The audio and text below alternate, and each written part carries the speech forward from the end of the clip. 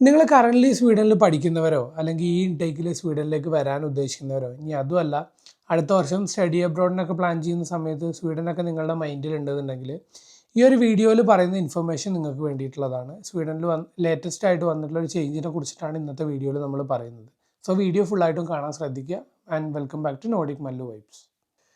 നിങ്ങളെല്ലാവരും കേട്ടിട്ടുള്ള ഒരു കാര്യമായിരിക്കും, അല്ലെങ്കിൽ ഒരുപാട് ഏജൻസീസൊക്കെ നിങ്ങളോട് പറഞ്ഞിട്ടുള്ളൊരു കാര്യമായിരിക്കും, സ്വീഡനിൽ പഠിക്കാൻ പോയി കഴിഞ്ഞാൽ അൺലിമിറ്റഡ് ആയിട്ട് വർക്ക് ചെയ്യുക എന്നുള്ളത്. സംഭവം ശരിയാണ്, അങ്ങനെയൊക്കെ തന്നെ ആയിരുന്നു. ഇപ്പോൾ ഞങ്ങൾ ഇങ്ങോട്ടേക്ക് വന്ന സമയത്തും ദിൽഷാനെ പഠിക്കുന്ന സമയത്ത് ഒരു 25-26 മണിക്കൂറൊക്കെ ആഴ്ചയിൽ വെച്ച് വർക്ക് ചെയ്യുന്നുണ്ടായിരുന്നു.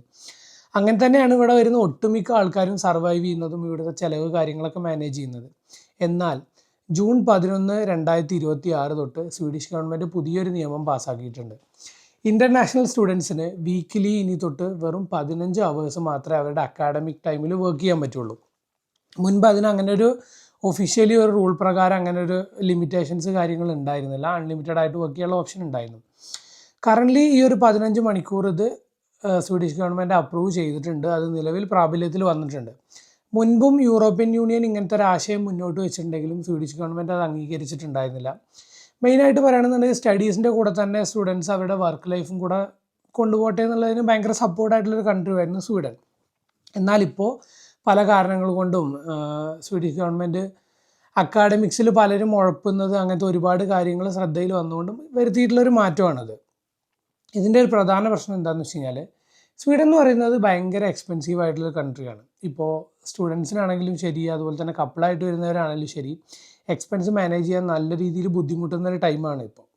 അപ്പോൾ ആ ഒരു സമയത്ത് ഇങ്ങനെ ഒരു റൂളും കൂടെ വന്നുകൊണ്ട് മെയിനായിട്ടുള്ള പ്രശ്നം എന്താണെന്ന് വെച്ച് കഴിഞ്ഞാൽ ഇനി തൊട്ട് റെൻറ്റ്, അതുപോലെ തന്നെ ബാക്കി എക്സ്പെൻസ് കാര്യങ്ങൾക്കൊക്കെ മിക്ക ഇൻ്റർനാഷണൽ സ്റ്റുഡൻസും വീണ്ടും നമ്മളെ വീട്ടിൽ നിന്ന് പൈസ ആശ്രയിക്കേണ്ട ഒരു സിറ്റുവേഷൻ വരും. ഓൾറെഡി റെൻറ്റ് കാര്യങ്ങളിലൊക്കെ വർധന വന്നുകൊണ്ട് തന്നെ അതിൻ്റെ ഒരു ബുദ്ധിമുട്ട് വേറെ സൈഡിൽ പോകുന്നുണ്ട്.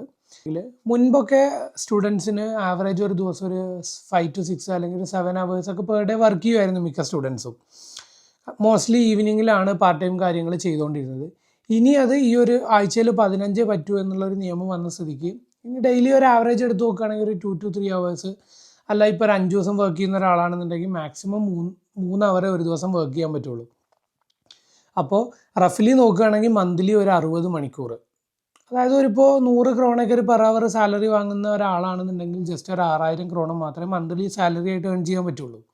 ഒരു എക്സാമ്പിൾ പറയുകയാണെങ്കിൽ അതിൽ നിന്ന് പിന്നെ ടാക്സ് കട്ട് കാര്യങ്ങൾ അതൊക്കെ കഴിഞ്ഞിട്ട് വേണം നമ്മൾ ആ ഒരു പൈസ വെച്ചിട്ട് റെൻറ്റ് അങ്ങനത്തെ എല്ലാ എക്സ്പെൻസസും മാനേജ് ചെയ്യാൻ. ഇത് ഇൻ്റർനാഷണൽ സ്റ്റുഡൻസിന് മാത്രമേ ഈ ഒരു റൂള് ബാധകമുള്ളൂ. ഇവിടെ യൂറോപ്യൻ സ്റ്റുഡൻസിന് അങ്ങനെ പ്രത്യേകിച്ച് ഈ ഒരു ഇതിൽ വലിയ കാര്യമൊന്നുമില്ല. അവർക്ക് എത്ര വേണേലും വർക്ക് ചെയ്യാൻ പറ്റും.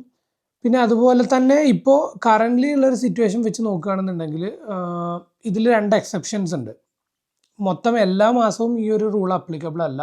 ജൂൺ, ജൂലൈ, ഓഗസ്റ്റ് ഈ 3 സമ്മർ വെക്കേഷൻ മാസങ്ങളിൽ അൺലിമിറ്റഡ് ആയിട്ട് വർക്ക് ചെയ്യാം. ആ ഒരു സമയത്ത് ഈ ഒരു റൂള് ബാധകമല്ല.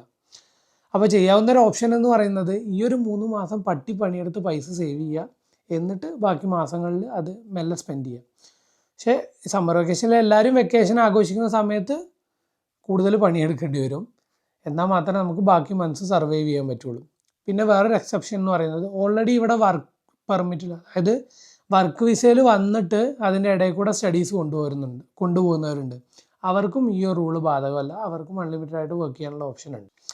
ഇതിൽ കൂടുതൽ ഡീറ്റെയിൽസ് കാര്യങ്ങൾ നമുക്ക് മൈഗ്രേഷൻ്റെ വെബ്സൈറ്റിൽ അവൈലബിൾ ആണ്. സോ അതിൻ്റെ ലിങ്ക് ഞങ്ങൾ എന്തായാലും ഡിസ്ക്രിപ്ഷനിൽ കൊടുക്കാം. നിങ്ങൾക്ക് തന്നെ ഡീറ്റെയിൽഡ് ആയിട്ട് അതിൽ വായിച്ചു നോക്കാൻ പറ്റും. സോ എല്ലാവരും റൂളൊക്കെ പാലിച്ച് പോവുക. അല്ലാന്നുണ്ടെങ്കിൽ വിസ റിവോക്ക് ചെയ്യുക, അതുപോലെ തന്നെ അവരുടെ റെസിഡൻസ് പെർമിറ്റ് ക്യാൻസൽ ചെയ്യുക, അങ്ങനത്തെ നടപടികളിലേക്ക് സ്വീഡിഷ് ഗവൺമെൻറ് പോകും. പിന്നെ അതുപോലെ 15 അവേഴ്സിൽ കൂടുതൽ നിങ്ങളെ വർക്ക് ചെയ്യിക്കുന്ന ഏതെങ്കിലും എംപ്ലോയീസ് ഉണ്ടെങ്കിൽ അവർക്കും പണി കിട്ടും. സോ ഇവിടെ എല്ലാം നമ്മൾ വർക്കിന് കയറുന്ന സമയത്താണെങ്കിലും ഇറങ്ങുന്ന സമയത്താണെങ്കിലും പഞ്ചിൻ, ലോഗിൻ അങ്ങനത്തെ കാര്യങ്ങളൊക്കെ പെർഫെക്റ്റ് ആണ്. സോ അതിൽ നിങ്ങൾക്ക് ഒരിക്കലും ഉടായ്പ കാണിക്കാൻ പറ്റില്ല. അങ്ങനെ ചെയ്യാതിരിക്കുക. പിന്നെ അതുപോലെ തന്നെ മറ്റൊരു നിയമം കൂടെ സ്വീഡിഷ് ഗവൺമെൻറ് സ്ട്രോങ് ആക്കിയിട്ടുണ്ട്.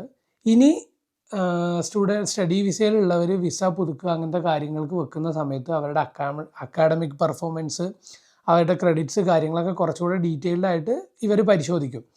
അക്കാഡമിക്സിൽ ഉഴപ്പുന്നവർക്ക് ഇനി വിസ പുതുക്കുക അങ്ങനത്തെ കാര്യങ്ങൾക്ക് കുറച്ചുകൂടെ ബുദ്ധിമുട്ടായിരിക്കും. സോ ഈ ഒരു 2 മാറ്റങ്ങളാണ് മെയിനായിട്ടും ഇന്നത്തെ വീഡിയോയിൽ പറയാൻ ഉദ്ദേശിച്ചത്. സോ അത്രയേ ഉള്ളൂ ഇന്നത്തെ വീഡിയോയിൽ. എല്ലാവർക്കും വീഡിയോ ഇഷ്ടപ്പെട്ടെന്ന് വിശ്വസിക്കുന്നു. Thank you.